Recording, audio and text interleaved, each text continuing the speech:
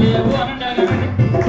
పాపముండే నీ హృదయములో ఆనందించలేవు నిజము. పాపలొప్పుకొని విడిచిపెట్టినప్పుడే ఆనందించెదవు సదా. పాపలొప్పుకొని విడిచిపెట్టినప్పుడే ఆనందించెదవు సదా. యేసు యేసు యేసు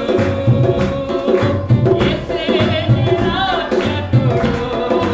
హల్లెలూయా. యేసు యేసు ఆమేన్.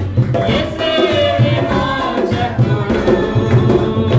నీలో క్రీస్తు మనసు ఉంటే ఆనందిస్తూ ఎల్లప్పుడూ. ఆమేన్ ఆమేన్ ఆమేన్. నీలో క్రీస్తు మనసు ఉంటే ఆనందిస్తూ ఎల్లప్పుడూ.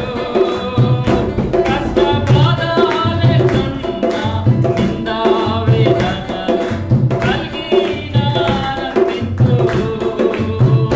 కష్ట బాధలెన్నున్నా నిందా వేదనలు కలిగిన ఆనందింతు. యేసు యేసు యేసు యేసే నీ రక్షకుడు. ఆమేన్. హల్లెలూయా. యేసు యేసు యేసే నీ మోక్షకుడు.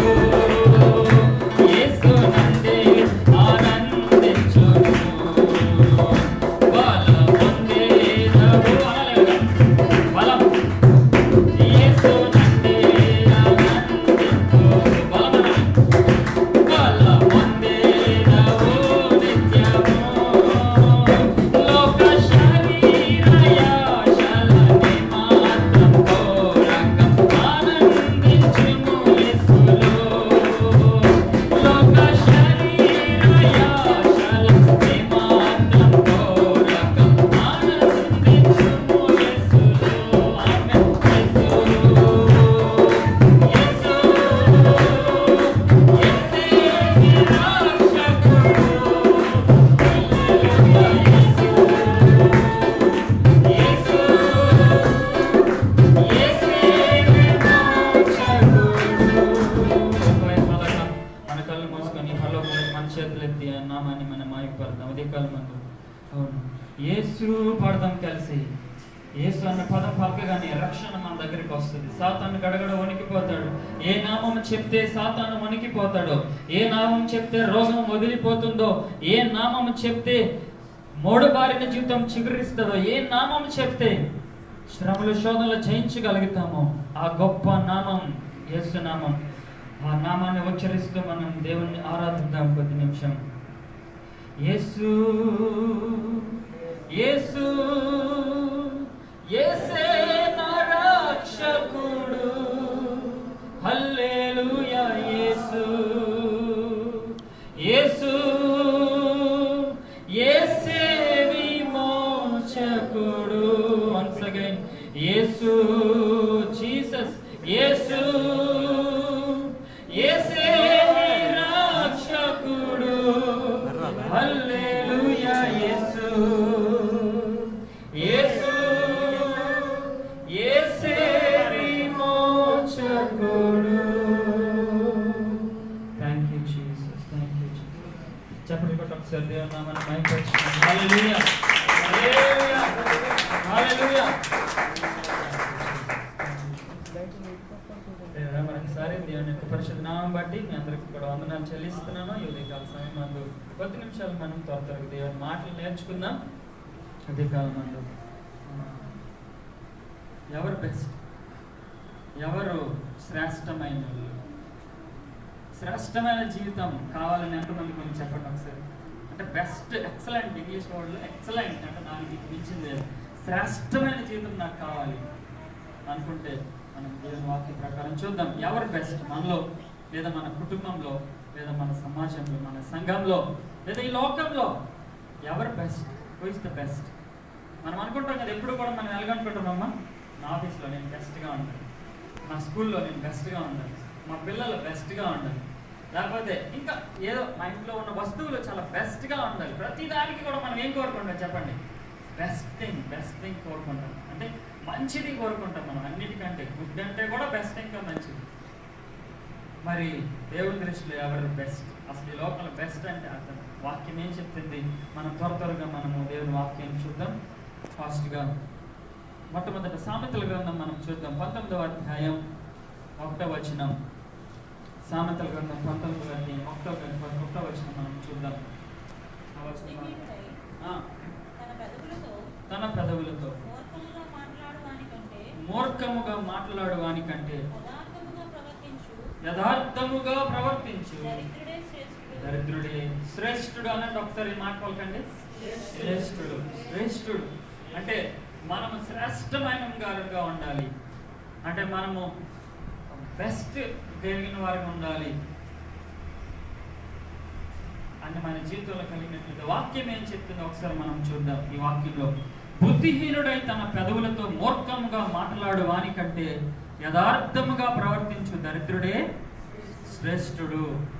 అంటే ఇక్కడ ఈ మాట చూసినట్లయితే దరిద్రుడే శ్రేష్ఠుడు అని ఒక్కటే లేదు, యథార్థముగా ప్రవర్తించిన దరిద్రుడైనా శ్రేష్ఠుడు. అంటే వాడి దగ్గర ఏం లేకపోయినప్పటికీ కూడా వాడు యథార్థంగా ప్రవర్తిస్తే వాడు ఏంటి? దేవుని దృష్టిలో శ్రేష్ఠుడు అంట. దేవునికి స్తోత్రం కలుగునుగా.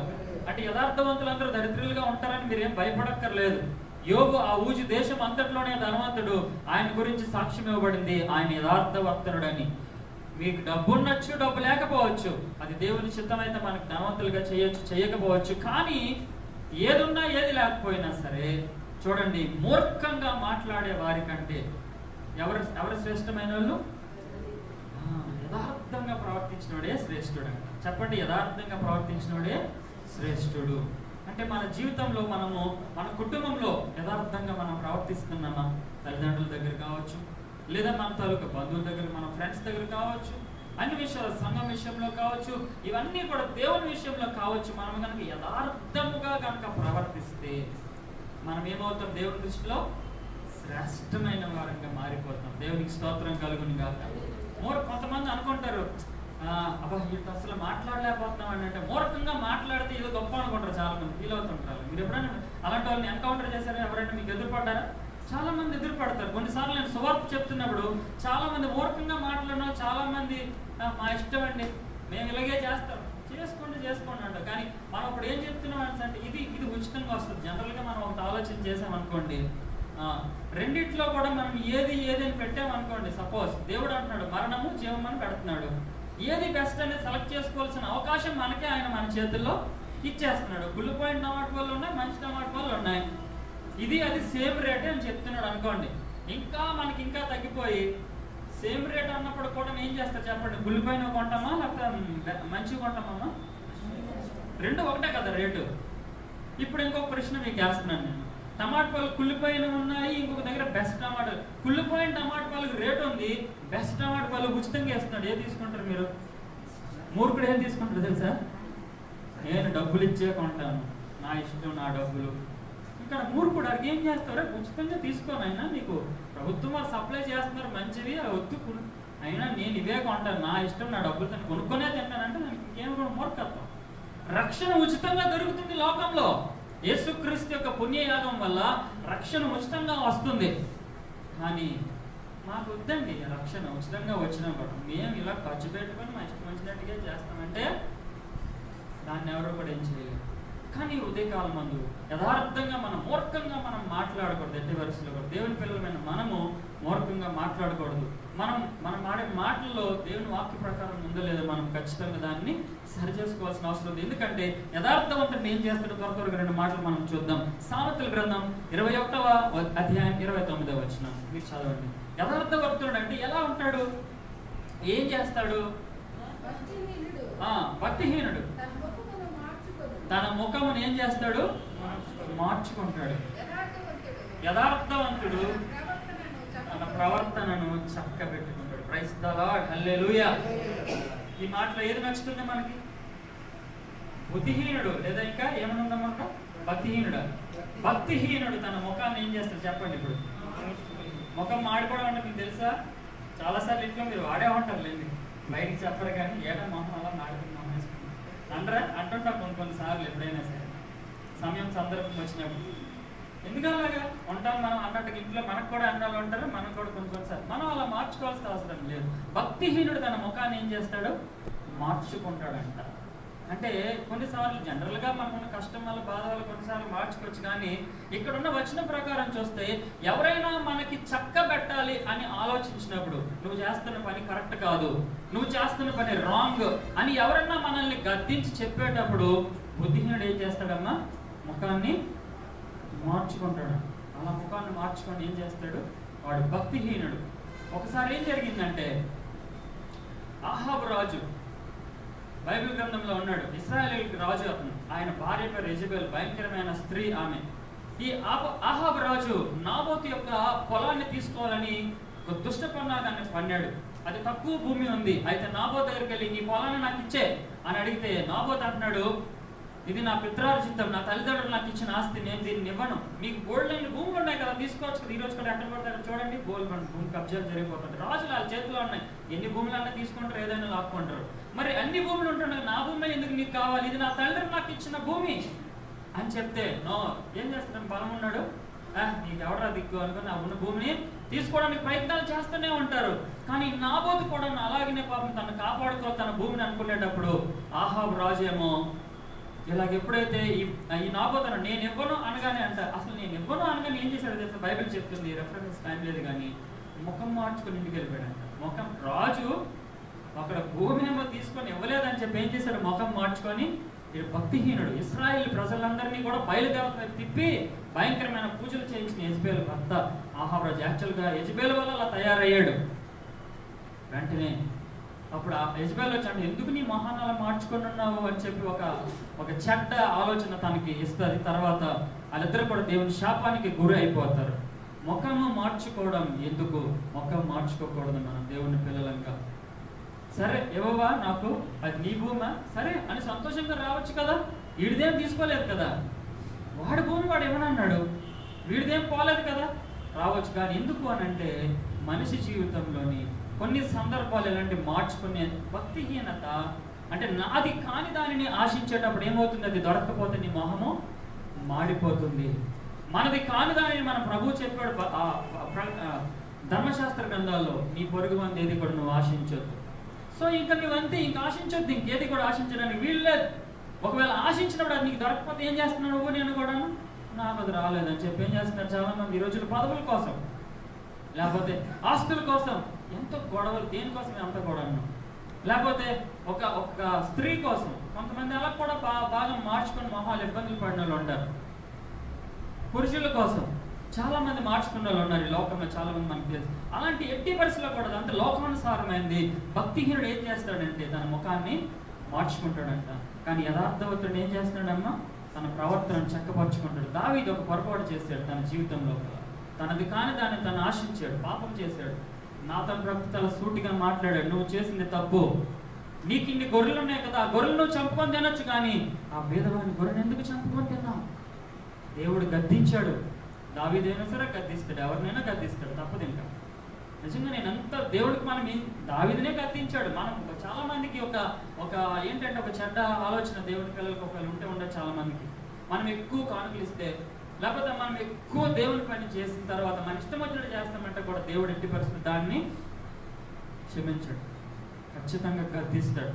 నువ్వు ఎంతైనా దేవుని వాక్యం బోధించుకో, ఎంతైనా దేవుని సువార్త చేసుకో, లేకపోతే ఎంతైనా దేవుని కానుకలు ఇచ్చుకో, నువ్వు ఎంతైనా దేవుని మందిరం అంతా తుడిసే కడిగే ఏమైనా చేసే, ఎంతని ఏదైనా ఇవ్వడానికి ఇష్టపడిపో, కానీ దేవుని వాక్యానికి విరుద్ధంగా, ఆయనకి విరుద్ధంగా ఏ పాపం చేసినా సరే తప్పక దేవుడు గద్దించక మానడు. ఎంత ఇదైనా సరే, ఎంత ఇష్టమైనడు.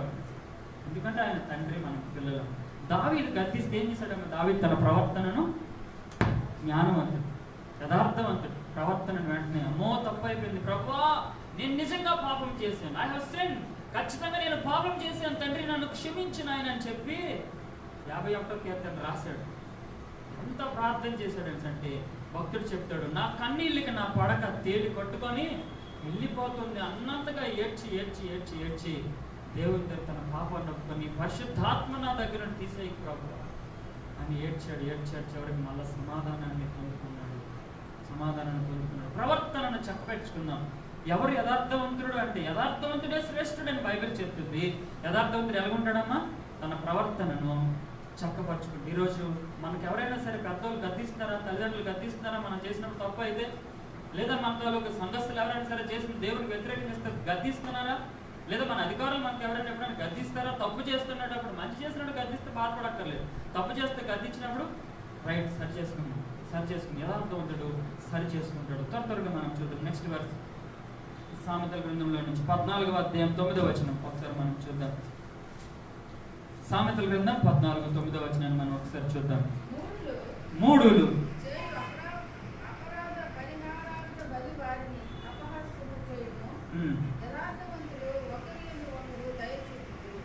యథార్థవంతులు ఒకరి యందు ఒకరు ఏం చూపిస్తారు చెప్పండి? దయ చూపిస్తారు. దేవునికి స్తోత్రం కలుగునుగా. దయ చూపిస్తారన్నమాట. యథార్థవంతులు అయితే ఏం చేస్తారు చెప్పండి?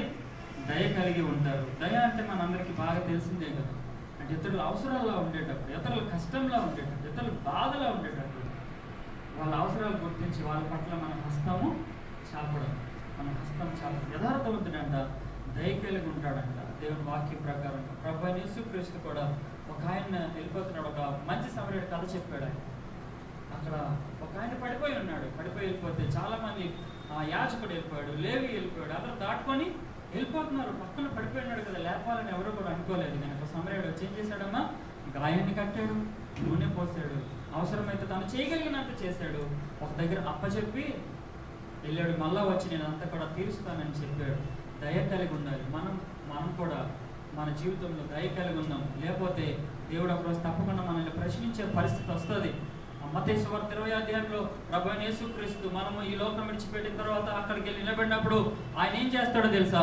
2 సమూహాలను వేరు చేస్తాడంట. 2 సమూహాలను వేరు చేసి, నా తండ్రి చేత ఆశీర్వదించబడిన వారులారా నా కుడివైపుకి రండి, నా తండ్రి చేత శపించబడిన వారులారా ఎడమవైపు. ఎందుకు ఆశీర్వదించబడ్డారు వీళ్ళనంటే, ఎందుకు వాళ్ళు ఆశీర్వదించబడిన వాళ్ళ పిలువబడ్డారంటే, కుడివైపు ఎందుకున్నారు వాళ్ళనంటే, సాధారణంగా చూడండి ఎంత సింపుల్ గా మనం తీసుకుంటాం దేవుని వాక్యం. కుడివైపు నిలబడితే ఒక రకమైన గర్వంగా కొద్దిగా మంచిగా ఫీల్ అవుతాం. ఎడమవైపు పెడేస్తే మనం కొద్దిగా ఫీల్ అవుతుంటాం కొన్నిసార్లు. అది కూడా నేను చాలాసార్లు బజార్కి వెళ్ళి పొరపాటును తెలియక మర్చిపోయి ఏం చేస్తానంటే ఎడం చేత డబ్బులు ఇచ్చేస్తాను కూరగాయలకి. బాబు ఎడం చేతి ఇవ్వగాను, కుడి చేతి ఇవ్వను అంటే దానికి ఒక వాల్యూ ఉంది. కుడి చేత ఉంది, కుడి చేత ఇచ్చేదని. కుడివైపున దేవుడు మనల్ని వచ్చారంటే ప్రభు ప్రశ్నించినప్పుడు ఆయన అంటాడంట, నేను దిగంబరిగా ఉన్నప్పుడు నాకు వస్త్రం ఇచ్చారు, నేను ఆకలితో ఉన్నప్పుడు నాకు ఆహారం పెట్టారు, లేకపోతే నేను చెరసాల ఉన్నప్పుడు, నేను ఖైదుగా ఉన్నప్పుడు నన్ను మీరు పరామర్శించారు. ఇవన్నీ కూడా ప్రభు మనకి, నేను దాహంగా ఉన్నప్పుడు నాకు దాహం ఇచ్చారు. క్రైస్తవ జీవితాలు ఇవి ఖచ్చితంగా ఉండాలి. నా ప్రియమైన దేవుని బిడ్డలారా, ఉదయకాల సమయంలో యథార్థవంతులంగా మనం అనిపించుకోవాలి దేవుని చేత అని అంటే ఖచ్చితంగా ఇది మన జీవితంలో ఒక దయ కలిగి ఉండాలి. ఎంతో మందికి ఉదాహరణలు మనం చెప్పుకోవచ్చు. పరిశుద్ధ గ్రంథంలో మన ప్రభు అయిన యేసుక్రీస్తు ఉదాహరణ, దాని ప్రేమను మనకి ఎంతో మంది చూపించారు. ఎంతో మంది మిషనరీస్ మన దేశాల్లోకి వచ్చి ఈ సేవ వల్లనే, ఈ దయ చూపించడం వల్ల ఈరోజు క్రైస్తవ్యం భారతదేశంలో ప్రపంచ దేశాల్లో సజీవంగా నిలబడుతుంది. నువ్వు దయ చూపించకుండా యేసుక్రీస్తు జీవనం చెప్పేస్తానంటే అప్పుడు వెంట పట్టించుకోవడం. ఖచ్చితంగా మనం ఏం చేయాలి? దయ చూపించాలి. కరోనా కాలంలో కూడా చాలా మంది చాలా చేశారు. దాన్ని బట్టి కూడా దేవుడు నామం ఎంతగానో మహిమపరిచింది. ఎందుకంటే అది మన కోసం కాదు. మీరు ఏది చేసినానో ఎవరి కోసం చేయాలి? మనము ప్రభు కొరకు చేయించున్నాము. దేవునికి స్తోత్రం కలుగును గాక. ఉదయకాలం మందు మనం యథార్థమైన జీవితం మనకు కావాలి అని అంటే యోబులాగా యథార్థవంతుడు. అందుకే మీకు మళ్ళీ చెప్తున్నాను, యథార్థంగా ఉంటే దరిద్రుడే మేలు అన్నామని చెప్పి మనం దరిద్రులుగా ఉండడం దేవునికి ఇష్టం లేదు. కానీ మనం ధనవంతులుగా ఉండడం కూడా దేవుని చిత్తమైతే దరిద్రత ఈ భూమి మీద అనుభవిద్దాం, నష్టమే లేదు. రేపొద్దున అత్యంత ధనవంతమైన దేశానికి మనం వెళ్ళబోతున్నాం. దేవుని చిత్తం అయితే ఇక్కడ ధనాన్నైనా మనం అనుభవించవచ్చు. కానీ ఆ ధనము, యోబు ధనం ఉన్నప్పటికీ కూడా యథార్థతను మాత్రము విడిచిపెట్టలేదు. ఆ మాట ఒకసారి మనం చదువుదాం. యోబు గ్రంథం 2వ అధ్యాయం 9వ వచనంలో చూడండి. అంత ధనవంతుడైన యోబు ఏం విడిచిపెట్టలేదు అని అంటే, అన్నీ పోయినాయి, ఇవన్నీ పోయాయి. కానీ యోబు దగ్గర నుంచి సైతాన్ అన్ని తీసేయగలిగాడు, కానీ ఒకటి మాత్రం తీయలేకపోయాడు. ఆ మాట మనం ఒకసారి చూద్దాం. యోబు గ్రంథం 2వ అధ్యాయం 9వ వచనం, అతని భార్య వచ్చి ఇంకను యథార్థతను వదలకుందువా అంటుంది. చాలు అన్నీ పోయాయమ్మా.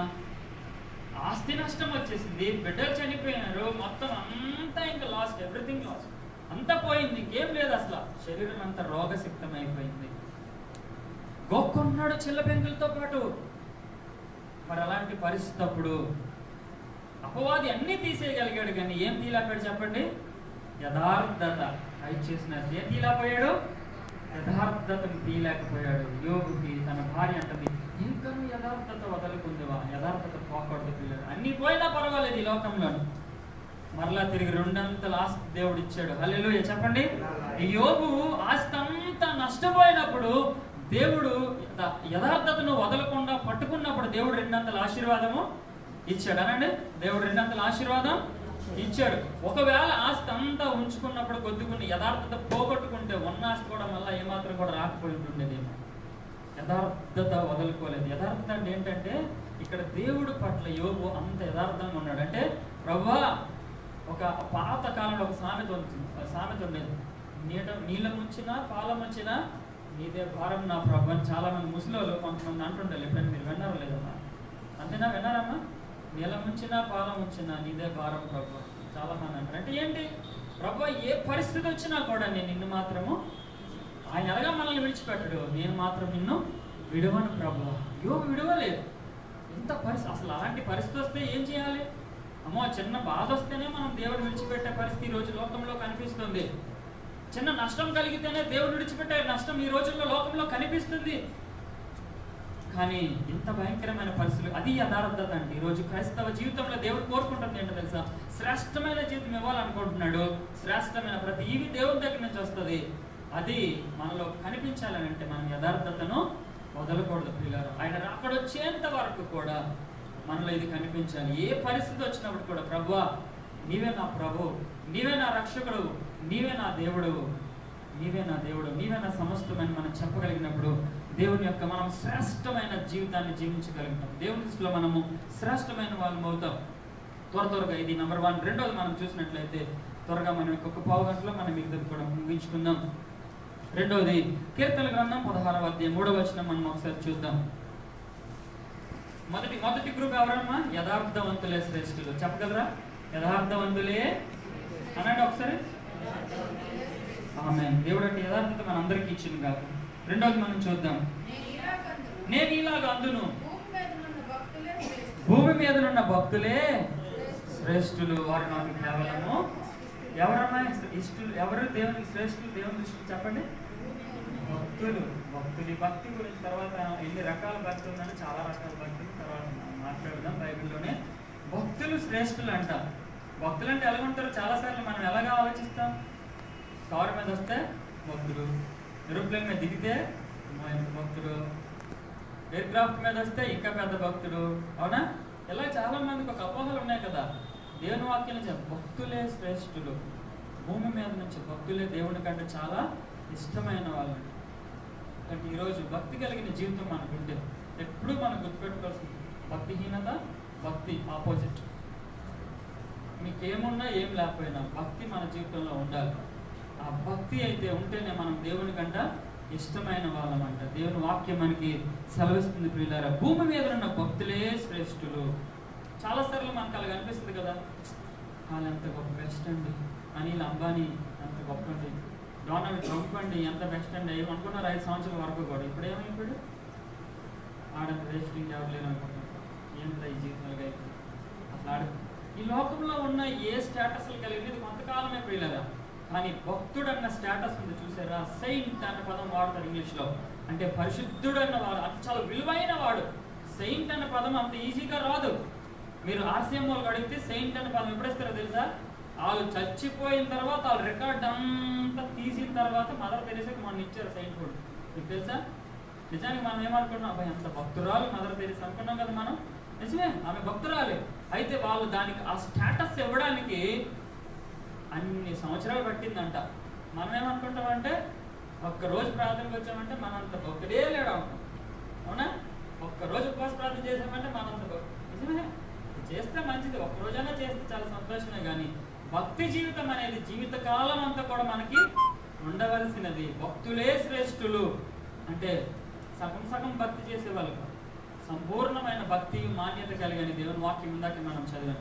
సంపూర్ణమైన భక్తి చేసేవాడే నిజమైన భక్తుడిని వాక్యం మనకి చెప్తుంది. ఎలా ఉంటారు భక్తులు అంటే మనం అనుకుంటాం పై రూపాన్ని చూపించి ఎప్పుడు కూడా భక్తులు అనుకోకండి. ఎప్పుడు కూడా దేవుని వాక్యం చెప్తుంది మనిషి పై రూపాన్ని లక్ష్య పెడతాడు, but God looks at the heart. దేవుడు హృదయాన్ని చూస్తాడు, దేవుడు హృదయాన్ని చూస్తాడు. ఎవడు నిజమైన భక్తుడు ఆయన తెలుస్తాడు. అదంతా మనం ఎవరిని కూడా జడ్జ్ చేయాల్సిన పని లేదు. కానీ వాక్యానుసారంగా ఈ లక్షణాలు మనలో ఉన్నాయో లేదో జస్ట్ మనం పరిశీలన చేసుకుంటే మనకు అంతే చాలు. లేకపోతే మళ్ళీ మనం ఏం చేస్తున్నాం, ఇందాకలుగా చక్కపరుచుకుందాం, సరి చేసుకుందాం దేవుని వాక్యంలో నుంచి. భక్తులు శ్రేష్ఠులు, శ్రేష్ఠ జీవితం నాకు కలిగి ఉండాలంటే ఒకసారి మనం చూద్దాం భక్తులు ఏం చేస్తున్నారు. కీర్తన గ్రంథం 32వ అధ్యాయం 6వ వచనం ఫాస్ట్గా మనం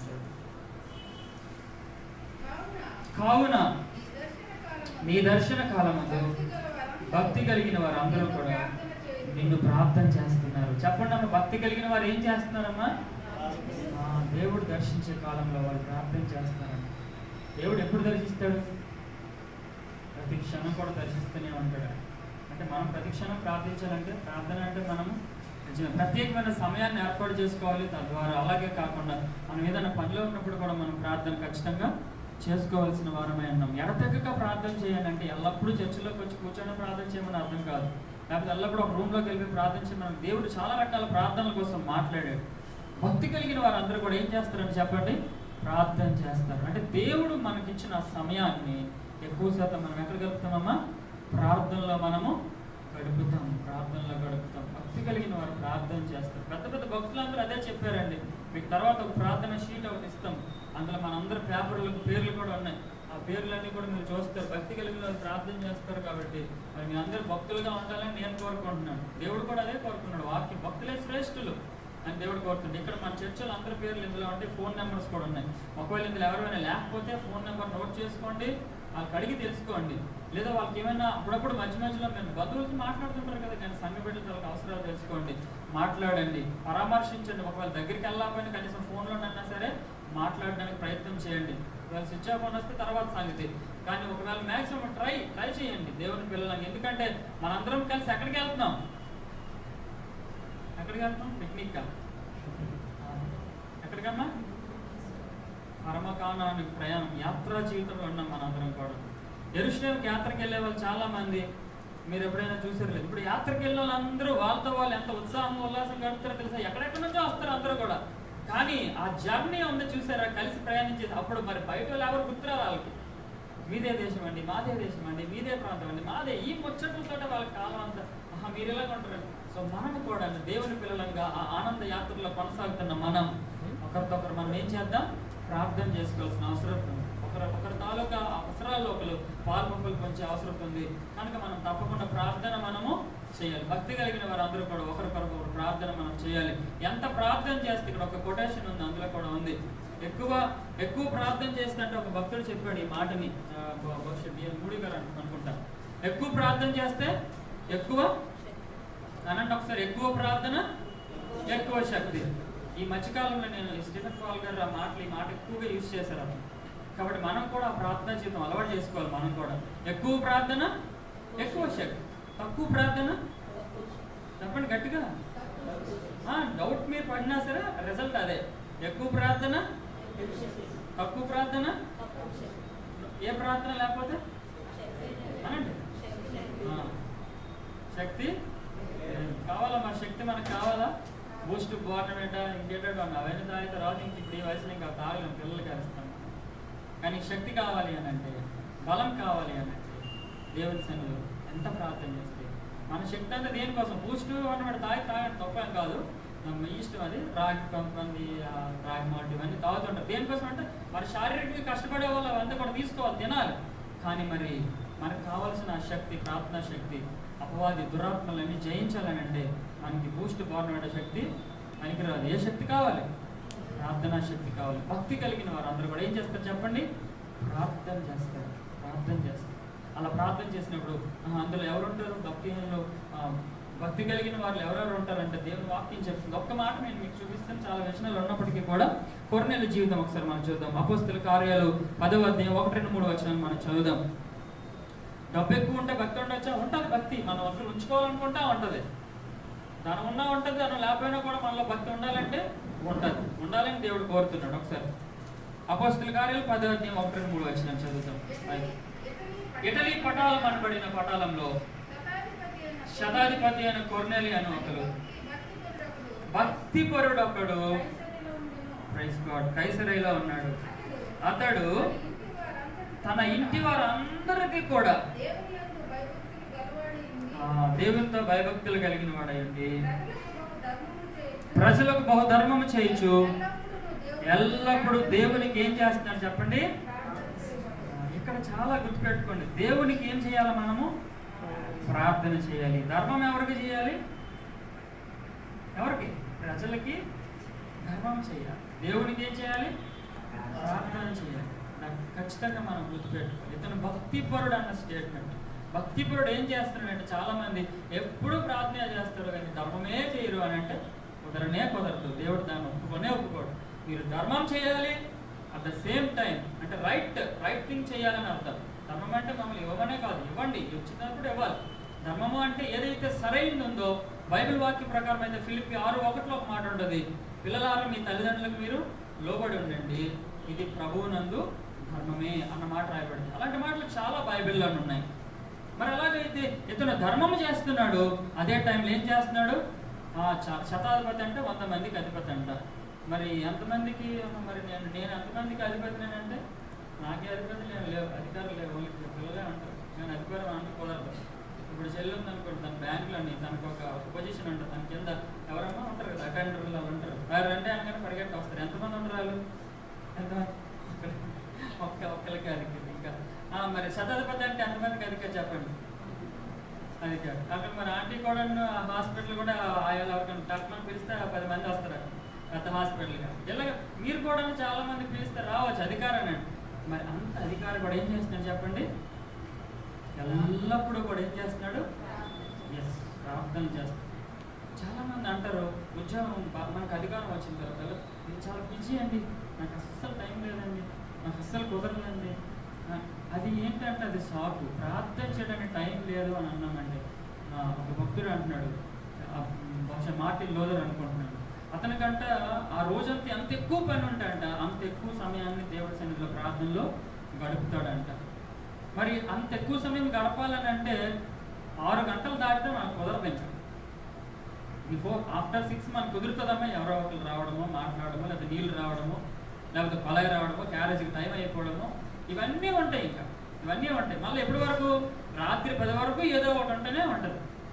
ఆ ముందు టైం ముందు చూసారా, ఆ టైంలో ఎవ్వరు మనల్ని డిస్టర్బ్ చేయరు. మన ప్రభు యేసుక్రీస్తు కూడా అదే చేశాడంట. పెందల కడ్ని లేచి ఆయన ఏం చేశాడు? ఇంకా చీకటిగా ఉండగానే ఆయన తన తండ్రితో మాట్లాడడానికి ప్రార్థనలో సమయం గడిపాను. ఈ రోజు నుంచి మనం కూడా ఆ అలవాటుని చేసుకుందామా? ఎంత ప్రార్థన చేస్తే అంత మనకి శక్తి. దయచేసి దానికి మనం ఏం సాకు చెప్పొద్దు. ఎంత బలహీనతగా ఉన్నా కూడా లెగుద్దాం, దేవుని సన్నిధిలో ప్రార్థించడం లెగుద్దాం. కాబట్టి తప్పకుండా లాస్ట్లో మీకు ఆ అడ్వర్టైజ్మెంట్ కోసం నేను చెప్తాను. ఇప్పుడు కూడా మనం చేస్తున్నాం. మన జీవితకాలం కూడా ఈ అలవాటు మనకి ఉండడం దేవుని చిత్తమై ఉంది. మనం భక్తి కలిగిన వారం. కొర్నేలి చేశాడు, ప్రార్థన చేసినప్పుడు ఏం చేశాడమ్మా? దేవుడు తన దూతనే పంపించాడు. మన దగ్గరికి తన దూతలు పంపించాలి అని అంటే మనం కూడా ఏం చేయాలి? ప్రార్థనా పరులమై ఉండాలి. ప్రార్థన చేస్తే దేవుని దూతలు మన దగ్గరికి వస్తాయి. ప్రార్థన చెయ్యకపోతే డాష్ చెప్పాలి. ఎవరు వస్తారు? సైతాన్ దూతలు వస్తాయి. ఏం చేస్తే వస్తే సమాధానం కొంచెం చిరాకు, టెన్షను, ఆందోళన, కంగారు, భయము, ఇవన్నీ సైతాన్ దూతలు ఎందుకు పెడుతున్నాయి? దేవుని దూతల దగ్గర లేకపోతే ఇవన్నీ వాటి పని అవి చేస్తుంటాయి. కానీ ఒకవేళ దేవుని సన్నిధిలో ప్రార్థనతో గడిచినప్పుడు దేవుని దూతలు మన దగ్గర ఉన్నారనుకోండి, అవి వచ్చినా కూడా ఏం చేస్తాయి? మనం ఏం చేయక్కర్లేదు. మనం జస్ట్ మోకరించి ప్రార్థన చేయడమే. మన తరపున ఎవరు పోట్లాడతారు? దేవుని దూతలు పోట్లాడతాయి. దానియేలు తరపున మిఖాయేలు పోట్లాడాడు. ఇవన్నీ కూడా జరుగుతాయి దేవుని వాక్యంలో నుంచి రాయబడిన ప్రకారం. ఉదయకాల సమయమందు మనం భక్తి కలిగిన వారు ఉందాం. భక్తులే శ్రేష్టమైన వారు. కనుక కొర్నేలు జీవితాన్ని మనము జ్ఞాపకం పెట్టుకుందాం. భక్తి కలిగిన జీవితాలు ఎన్ని ఉండాలో కొర్నేలు జీవితాలు అన్ని చూస్తాం. ప్రభు చిత్తం మీద ఇంకొకసారి మనం చూద్దాం. ఇంకొక మాట మీకు చెప్పి నేను ముగించేస్తున్నాను. 3వ వచనంలో చూస్తే ఎవరు ఈ శ్రేష్టమైన వాళ్ళు, భక్తులు ఎలాగుంటారు, ఇవన్నీ కూడా చాలా వచనాలు ఉన్నప్పటికీ కూడా చివరిగా మనందరం కూడా శ్రేష్టమైన జీవితం కలిగి ఉన్నామని మత్తయి సువార్త 6:26 వచనం. ఇది ఒకటి చదివి మనం ముగించేద్దాం. మత్తయి సువార్త 6:26లో ఆకాశ పక్షులు చూడండి, వెత్తవు కోయవు, కొట్లలో కూర్చుకోవు, పరలోక తండ్రి పోషిస్తున్నాడు. చెప్పండి, వాటికంటే మనము శ్రేష్ఠులమనండి, వాటికంటే మనము. చాలా మందికి తెలుసు తెలియక అంటారు కదా, మానవ జన్మ అంత ఉత్కృష్టమైన జన్మ ఇంకొకటి లేదండి. ఇందాక కూడా చెప్పాను నేను, మనది దేవుని ఆత్మ మనలోనే ఉంది. జంతువుల, కుక్కల్లో, మేకల్లో, గొర్రెల్లో లేదు. ఆయన ఆత్మ మనకి ఇచ్చాడు కాబట్టి మనం మంచిదో చెడోదో మనం దానిని నిర్ణయం తీసుకోగలుగుతాం. చక్కగా మనం యోచించగలుగుతాం, ఆలోచించుకోగలుగుతాం. సో మనము రైట్ ఆర్ రాంగ్ దానిని మనం ఖచ్చితంగా డెసిషన్ తీసుకోగలుగుతాము. అందుకు మనం ఏమవుతున్నాము? శ్రేష్ఠులం. చాలాసార్లు మీరు ఎప్పుడైనా విన్నారా, ఇక్కడ కరెంటు తీగలు పడిపోయి ఉండుంటాయి పాపం. చాలా వరకు ఏనుగులు కానీ, లేకపోతే పెద్దది ఏనుగు, చాలా పెద్దది, కరెంటు తీగ తగిలి ఏమైపోయింది అంటారు. కానీ చూడండి, ఒక మనిషి అటువైపు వెళ్ళండి, కరెంటు తీగ పడిపోయిందంటే వెళ్తాడా? వెళ్ళాడు. ఆడేళ్ళడు. ఎందుకంటే ఆడికి జ్ఞానం ఉంది. ఆత్మ దేవుడు ఎప్పుడో పెట్టాడు. ఆత్మ మనకి మనస్సాక్షిలో నుంచి ఆత్మ మనకి, ఆత్మ ఎప్పుడు మనతో చెప్తుంటది, this is right and this is wrong, ఇది చూడు, ఇది చూడద్దు, ఇది చెయ్యొద్దు, ఇది చెయ్యు. ఆత్మ ఎల్లప్పుడూ మనం ప్రార్థనలో ఉండేటప్పుడు దేవుని ఆత్మ మనల్ని ప్రేరేపిస్తుంది. ప్రార్థనలో గడిపితే దేవుని ఆత్మ మనల్ని, మన ఆత్మని ఏం చేస్తుంది? తన కంట్రోల్లో ఉంచుతుంది. ప్రార్థనలో లేకపోతే మన ఆత్మని దురాత్మలు కంట్రోల్ చేస్తాయి. వాళ్ళు ఏం చేస్తుంటారు అంటే, అప్పుడు మనం చాలా మంది చూస్తాం కదా, అక్కడికి వెళ్ళాడండి, ఆడు చంపేశాడండి, అక్కడికి వెళ్ళి పాడు చేస్తాడండి, అక్కడికి వెళ్ళి అలా చేశాడు, ఇక్కడికి వెళ్ళి లంచం తీసుకోండి, ఆడికి మోసం చేసాడు. ఇవన్నీ ఎవరు చేస్తారు? దురాత్మలు చేపిస్తుంటాయి వాళ్ళకి. మన ఆత్మ దేవుని కంట్రోల్లో ఉండాలంటే మన జీవితం ప్రార్థన జీవితం, లేకపోతే దురాత్మ అపవాది కంట్రోల్లోకి వెళ్తుంది. కాబట్టి మనం శ్రేష్టమైన జీవితం, దేవుని ఆత్మ కలిగిన జీవితం మనకు ఉంది. ఈ శ్రేష్టమైన జీవితం ఎందుకు దేవుడు చెప్తున్నాడంటే, మీరు చింతించాల్సిన అవసరం లేదమ్మా, మనం చింతించాల్సిన అవసరం లేదు. ఎందుకనంటే మనల్ని పోషించడానికి మన దేవుడు సజీవంగానే ఉన్నాడు. దేవునికి స్తోత్రం కలుగును గాక. అవును, ఆకాశ పక్షులు చూడండి, అయ్యో నాకు రేపటికి తినడానికి ఉంటుందో ఉండదో, అయ్యో రేపటికి నాకు బట్టలు, ఇప్పుడు క్రిస్మస్ వస్తుందంటే ఇంకెంత టెన్షన్స్ అందరికి మొదలవుతాయి. అమ్మ బట్టలు కొనుక్కోవడానికి అవుతుందో అవుతుందో, అమ్మ ఇంకా మంచి మంచి వంటలు చేసుకోవడానికి అవుతుంది. ఆ టైం జీతం పడ, అది అన్నీ ఉంటాయి. అన్నీ ఏం చేస్తారో తెలుసు, చాలా మంది దసరాకైనా బోనస్ ఇవ్వలేదండి, సంక్రాంతికైనా బోనస్ ఇవ్వలేదండి, డిఏ పడలేదండి. చాలా మంది మీరు వెంటనే అంటూ ఉంటారు. ఎందుకంటే ఆ టైంగా పడిపోతే వాళ్ళకి ఖర్చు చేయాలి. ఏదో తప్పండి, క్రైస్తవుడికి అది కాదు. ఇందాకే చెప్పాను, క్రీస్తుని బట్టి మనం సంతోషము, మన చింత ఉండకూడదు ఎట్టి పరిస్థితుల్లో కూడా. ఎందుకంటే ప్రభు అంటున్నాడు, మన అక్కర్లన్నీ కూడా ఆయన తీర్చడానికి ఇష్టపడుతున్నాడు. దేవుని వాక్యంలో రాయబడిన మాట ఏంటంటే, ఫిలిప్పీ 4:19 ఉంది కదా, క్రీస్తు యేసులో. ఆ మాట ఒకసారి మనం చదువుదాం. క్రీస్తు యేసులో దేవుడు మీ ప్రతి అవసరమును కూడా తీర్చును కాగా, దేవుడు తన ఐశ్వర్యము చెప్పున క్రీస్తు యేసు మహిమలో మీ ప్రతి అవసరమును కూడా తీర్చును. హల్లెలూయా. ప్రతి అవసరం కూడా తీరుస్తాడంట దేవుడు. నీకు అవసరమైనవన్నీ దేవుడు తీర్చేస్తాడు. ఏది అవసరమో నీకు దేవుడికి చెప్పుకోవాలి. అంటే మనం చెప్పుకోవాలి దేవుడికి, ప్రభు ఇది నాకు అవసరం. అవసరాలు మీకే తెలుసు. అందుకే కింద చెప్పిన చర్మలో కూడా మీ అవసరాలు ఏమని అన్ని రాసుకోండి పేపర్ మీద. మనము అందరికీ చెప్పుకోవచ్చు, ప్రార్థన చేయమని చెప్తాం చాలాసార్లు, కానీ దేవుడికి చెప్పుకున్నాం. అందరికీ చెప్పిన బదులు దేవుడికి చెప్పుకొని ఇంకా బెస్ట్ కదా మనకి. దేవుడికి డైరెక్ట్గా మన పేపర్ మీద రాసుకుని, ప్రభు ఇదిగో నేను ఇవన్నీ రాసుకొని వచ్చాను, నా అవసరాలు ఇవన్నీ కూడా తీర్చండి. దేవుడు తప్పగా మన అవసరాలన్నీ కూడా తీరుస్తాడు. అయితే ఈ అవసరాలన్నింటిలో కూడాను ఒక ముఖ్యమైన అవసరం అవుతుంది. అది కూడా మనం చూస్తాము, మరియా ఉత్తమమైన దాన్ని ఏర్పాటు చేసుకుందంట. మార్త ఏం చేస్తుందంటే విస్తారమైన పనులు పెట్టుకుందంట. అంటే పనులు చేయొద్దా? చెయ్యాలి. మరి ఎవరు చేస్తారో వాళ్ళు చేయకపోతే, స్త్రీలు చేయకపోతే ఇంట్లో కొంతమంది చేయరు, కొంతమంది చేస్తుంటారు. మరి అయితే ఎప్పుడు చేయాలని అంటే, యేసుప్రభు ఇంటికి వచ్చున్నాడు అప్పుడు. మరి యేసుప్రభు ఆయన దగ్గర వచ్చినప్పుడు ఆయన సన్నిధిలో గడపకుండా, ఆయన మనకి సమయం ఇచ్చినప్పుడు ఆ సమయం ఆయన దగ్గర గడపకుండా మనం పనుల్లో పెట్టుకొని ఉంటే అది దేవుడికి ఇష్టము లేదు. ఆయన సన్నిధిలో, ఆయన పాద సన్నిధిలో మొట్టమొదటి గడిపిన తర్వాత యేసుప్రభు చాలా పని చేశాడు. అమ్మ చేయలేదా? ఆయన అంటున్నాడు కదా, ఒకళ్ళంతా కూడా మనం పని చేయాలి.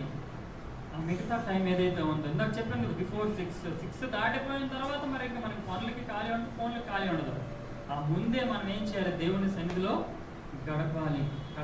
మరి ప్రభు అంటాడు, మార్త కంప్లైంట్ చేస్తుంది, ప్రభు ఏంటి నేను ఇన్ని పనులు చేస్తుంటే మరి అలా పంపించేవాడిని అంటే, మార్త విస్తారమైన పనులు పెట్టుకుంటున్నాను. అవసరమైంది అవసరం దేవుడు తీరుస్తాడు, అవసరాలు దేవుడు తీరుస్తాడు. తప్పకుండా మనము ధైర్యంగా ఉండండి, చింతించకండి. ఏ అవసరత ఉన్నా కూడా ప్రభు సన్నిధిలో ప్రతి అవసరతను కూడా దేవుని దగ్గర మనము ఏం చేయాలి? ప్రార్థన విజ్ఞాపనలను, మన అవసరాలన్నీ దేవుని ముందు కృతజ్ఞతాపూర్వకంగా పెడదాం. దేవుడు మన అవసరాలన్నీ తీరుస్తాడు. ఒకసారి చేతుల్లో దేవుని మహిమపడతాం. చెప్పండి, దేవుడు నా అవసరాలన్నీ, నా ప్రతి అవసరము కూడా దేవుడు తీరుస్తాడు. ఆమేన్.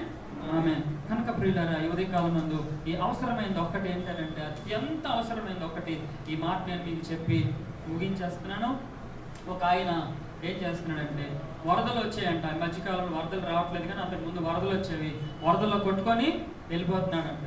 వరదల్లో కొట్టుకొని వెళ్ళిపోతుంటే, ఆ వరదలో కొట్టుకొని వెళ్ళిపోతున్నాడు కంట. ఇలాగ అడుగుతున్నాడు, ఆ వరదలో, బాబు అడేమంటాడు చెప్పండి, వరదలో కొట్టుకొని వెళ్ళిపోతున్నాడు. మీరు చెప్పేస్తే తొందరగా అయిపోతుంది, మీరు చెప్పకపోయారు అనుకోండి లేట్ అయిపోతుంది. రక్షించండి. ఇంగ్లీష్ వాడు అయితే సేవ్ మీ అంటాడు. అంతేనా? బచావ్ అంటాడు హిందీ వాడు కదా. ఇలాగనమాట అరుస్తున్నాడు, కేకలు వేస్తున్నాడు. మనకి ఇక్కడ నవ్వుతూ అరుస్తున్నాం కానీ అక్కడ టెన్షన్తో అరుస్తాడు. అక్కడ చాలా బాధ ఉంటుంది. అవునా కాదు? సో మరి ఇప్పుడు అట్లా ఒకడు వచ్చి అంటున్నాడంట, ఏం పర్వాలేదు, నీకు గవర్నమెంట్ జాబ్ ఇస్తాం, నీకేం భయం లేదు. గవర్నమెంట్ ఆడేడంటాడు, రక్షించండి బాబు, చచ్చిపోతుంది ఇంకా 2 నిమిషాలు పోతే ములిగిపోయి చచ్చిపోతుంది, నీ గవర్నమెంట్ జాబ్ ఇస్తే నీకేం భయం లేదు. అలాగంటే వాడికేమో ఇంకొకడు వస్తున్నాడంటే, ఏం పర్లేదు, నీకు మంచిగా పెళ్లి జరిగిస్తే నీకేం భయం లేదు అంటాడు. బాబు నువ్వు బయటికి తీరా బాబు, పెళ్లి మాట తర్వాత సంగతి, ఉద్యోగం మాట తర్వాత సంగతి, ఏం పర్లేదు, నీకేమో అక్కడ 2 ఎకరాల్లో పెద్ద ఇల్లు స్థలం కొనేసి నీకు అక్కడ ఇల్లు కట్టించిస్తానని అంటే, ముందు బయటకు వస్తే కదా ఇవన్నీ కూడా. ఈ రోజుల్లో నిజమే ప్రియులారా, మనం నవ్వుతున్నాం కానీ ఈ రోజుల్లో అత్యవసరమైనది ఒకటి ఉంది. అదేంటంటే ఆత్మకి రక్షణ. మనిషి ఒకవేళ కనుక రక్షణ లేకుండా చచ్చిపోతే నిత్య నరకాగ్నిలోకి కాలడానికి వెళ్ళిపోతాడు మనిషి. అత్యవసరమైనది అది. ఆత్మ రక్షణ లేకుండా ఈ లోకంలో ఉద్యోగం, ఈ లోకంలో వివాహం, లేకపోతే ఈ లోకంలో ఏ ఆశీర్వాదం నీకున్నా అదంతా కూడా జీరోతో ఈక్వల్. ఎందుకంటే ఈ లోకంలో కనుక మనం ఒకవేళ మన ప్రాణం పోతే, ప్రభు రాకడ వస్తే ఎక్కడికి వెళ్తాం? మనము ఆరని అగ్నిలోకి వెళ్ళిపోతాం. అది రాకముందే రక్షించబడాలన్న ఆలోచన. వీడికి ముందు ఏం కావాలి? వీడు రక్షించిన తర్వాత నువ్వు వెళ్ళిస్తావో ఏదైనా ఇచ్చినా సరే దానికి అర్థం ఉంటుంది. కనుక ఆత్మరక్షణ ముందు అయిన తర్వాత ముందు ప్రభువుని మనం రక్షకుడు యేసుక్రీస్తు మన కొరకు మన పాపముల కొరకు శిలువలో ఆయన మరణించి తిరిగి లేచాడు. మనకు ఉచితంగా రక్షణ ఇస్తున్నాడు. అది మనం కలిగిన తర్వాతనే మిగతావన్నీ కూడా దేవుడు ఇవ్వడానికి ఇష్టపడుతున్నాడు. అందుకే అక్కడ క్రీస్తులో మీ ప్రతి అవసరం అన్నాడు. క్రీస్తు లేకుండా మన అవసరాలు తీర్చబడవు. ఓన్లీ ఇన్ క్రైస్ట్ జీసస్, యేసు క్రీస్తులో మాత్రమే మన ప్రతి అవసరత దేవుడు తీరుస్తాడు. తల వంచి కళ్ళు మూసుకుందాం, ప్రార్థన చేద్దాం. తండ్రి నీకు వందనాలు. నేను శ్రేష్టమైనవాడుగా ఉండడానికి ఇష్టపడుతున్నాను అయ్యా. ప్రభువా, నా కుటుంబంలో నేను శ్రేష్టంగా యథార్థవంతుడిగా ఉండడానికి ఇష్టపడుతున్నాను తండ్రి. నేను యథార్థవంతుడిగా ఉండడానికి ఇష్టపడుతున్నాను. నేను నా చింత లేనివాడిగా ఉండడానికి ఇష్టపడుతున్నాను ఆయన.